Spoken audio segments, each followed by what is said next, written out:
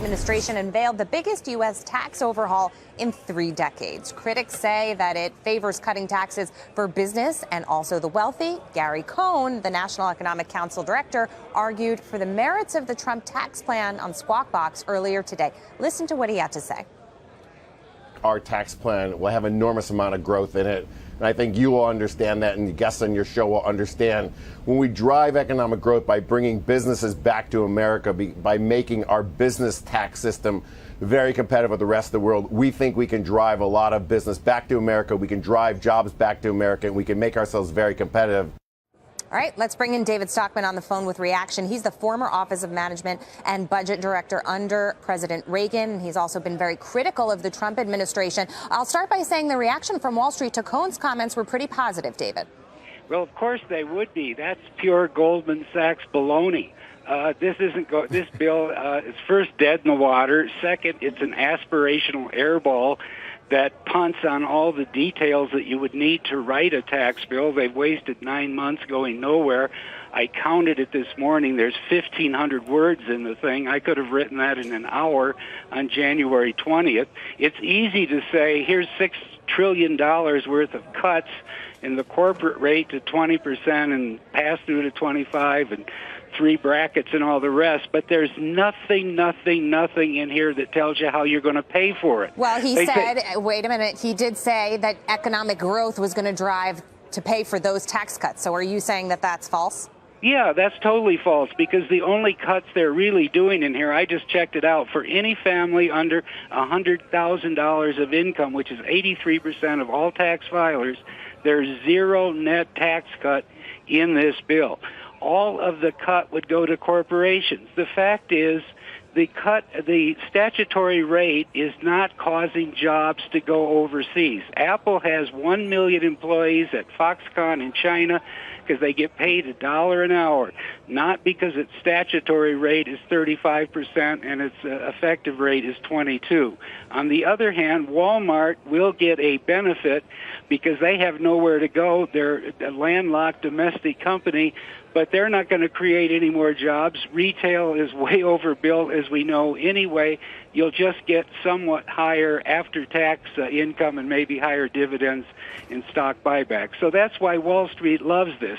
They think it will result in more dividends and higher stock buybacks. Those aren't jobs. That isn't growth. This is a fiscal disaster that when they begin to look at it, they'll see it's not even remotely paid for. This bill will go down for the count. It'll get lost in the morass of Capitol Hill because the White House and Cohn and Mnuchin have totally failed to provide any detail, any leadership, any plan. Both of them ought to be fired because they've let down the president in a major way.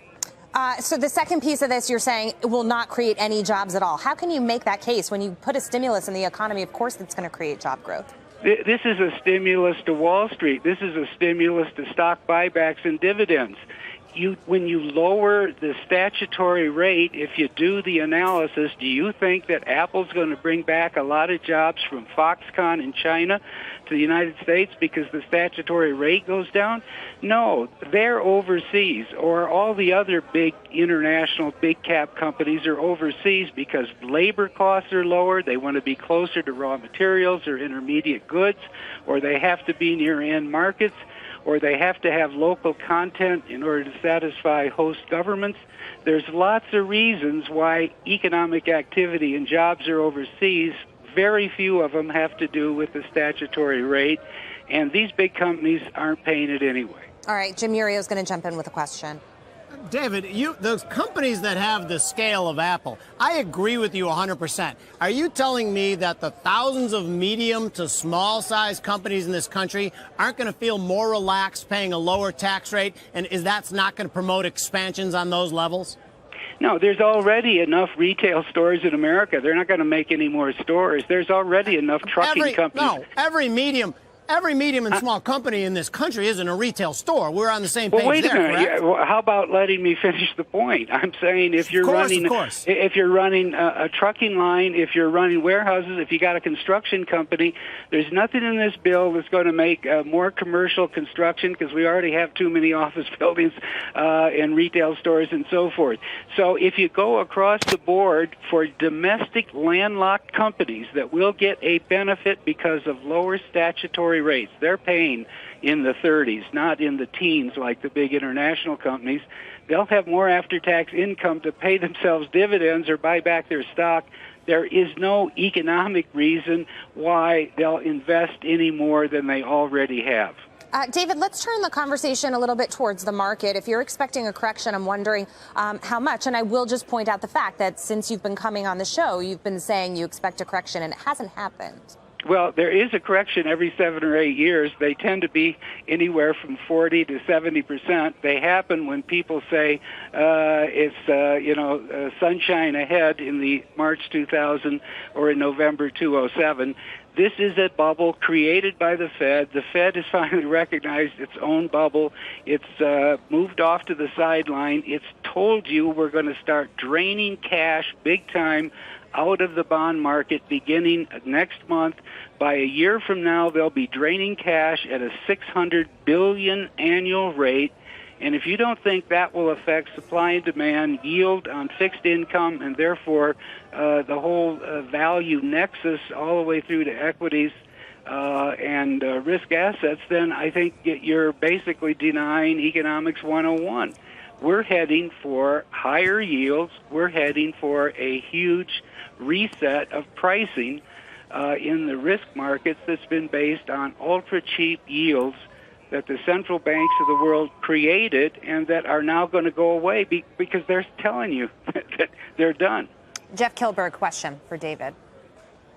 Well, David, I don't necessarily disagree with your dysfunction, D.C., and the fact of the matter that this tax reform bill, will be much skinnier by the time it's all said and done. But to your point, and where I want to push back respectfully a little bit, is the fact that no market, not a single market out there, is pricing in the fact of this ominous cloud you're talking about coming over the market. I agree we're long overdue, but what is that catalyst that's going to make the stock market move down 20, 30%? Because everything the market has seen has been able to neglect it thus far. Yeah, well, they neglect it until they can't. You get a black swan in the old days, or maybe you get an orange swan now, the one in the Oval Office who can't seem to stop tweeting and distracting the whole process from accomplishing anything. So I don't know what the catalyst will be, because if I did, I would already be shorting that catalyst to that date.